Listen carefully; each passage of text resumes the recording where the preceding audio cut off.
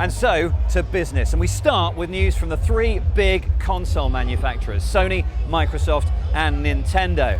Now these three have been locked in a battle royale for the past few years, but while Sony's PS3 and Microsoft's Xbox 360 have proved popular with hardcore gamers, it's been the Nintendo Wii which has become the best-selling console of the current generation.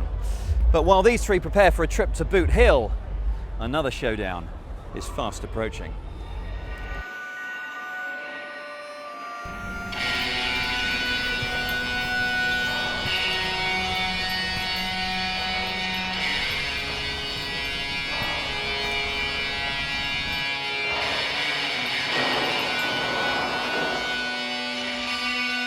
He used to be the meanest hombre in Console Gulch. He dominated this town for 2 generations.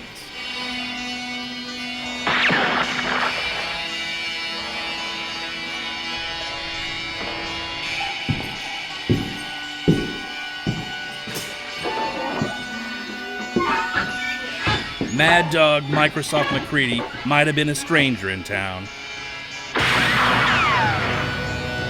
But over the space of a few short years, he built up a power base that challenged and then overtook his rival.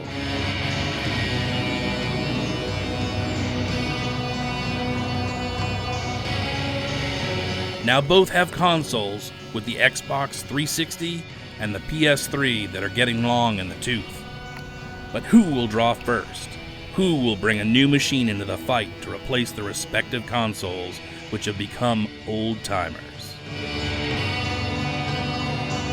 It's me, Mario!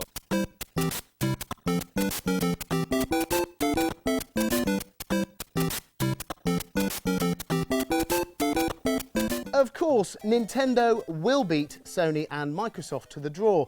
They'll be the first company to have a next-generation console in the marketplace with the launch of the Wii U. Right now, the entire video games industry is waiting with bated breath for the launch of this new console. But here at E3, Nintendo's remaining tight-lipped about things like pricing or when it's even going to be available. But the bigger question hanging over the Wii U is, can Nintendo replicate the incredible success that they enjoyed with their last home device, the Wii? So here we are in the middle of E3. This is the South Hall of the LA Convention Center, and all around people are seething and clawing to get a look at everything that's been announced here at the show. The two biggest things on show are these guys, and look, they've put them right next door to each other. And with both companies firing their opening salvos in exactly the same place, there's bound to be trouble.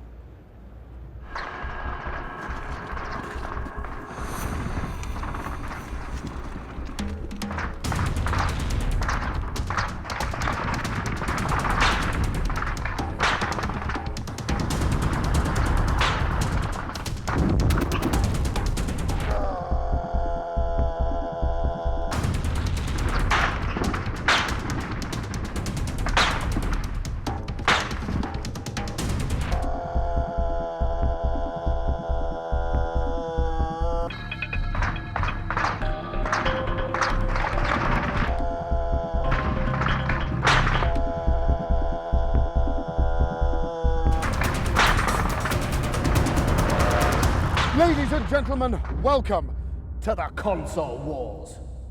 A little bit much, you think?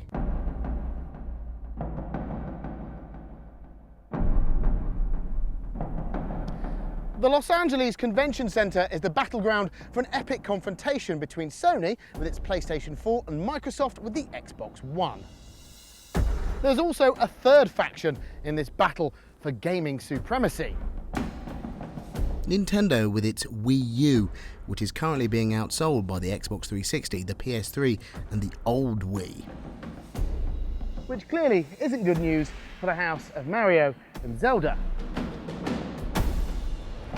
Nintendo hasn't bothered with its usual flashy E3 press conference, instead leaving press event preening to Microsoft and Sony, who, after all, have brand new consoles to show off. And first out of the gate was Microsoft. Last year, all the talk was about the launch of the PS4 and the Xbox One. But now they're here, and this year, a lot of the excitement is not based around the game's machines, but about what we'll be watching the games on. Never mind your massive screens, something more immersive has re-emerged. Virtual reality has reared its head again, which means for Marc Cieslak and myself, it is time to enter the grid.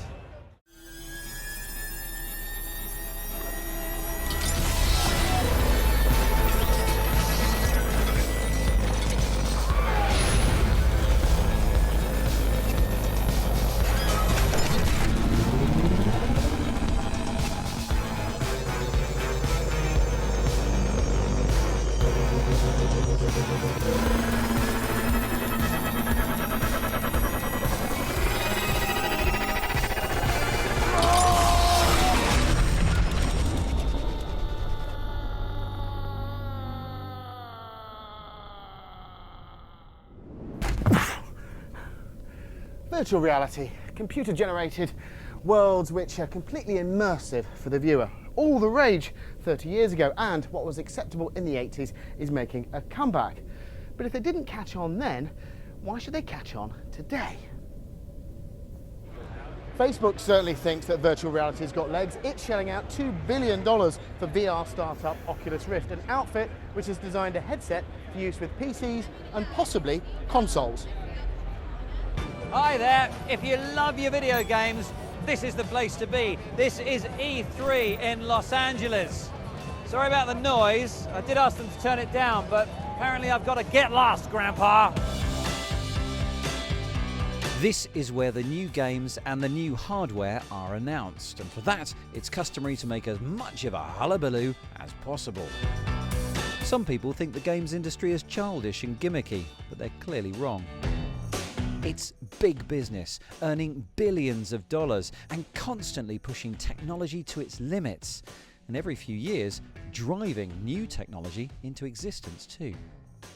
Take virtual reality, the biggest news once again at this year's show. We now have a final release version of Oculus Rift, complete with touch controllers, seen here giving Richard Taylor a ton of fun. HTC has teamed up with Valve to make Vive, and Sony has Morpheus. So there are plenty of headsets about, but what are we going to play on them? Well, Marc Cieslak's been to the Matrix. You've met the Lawnmower Man. What can I expect to see in these? It's a good question, Spen. Goggles on.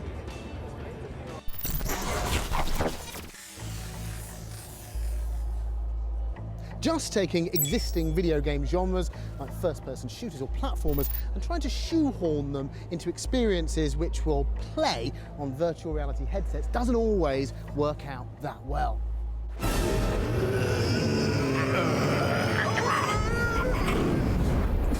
Watch out for the fire-breathing zombies.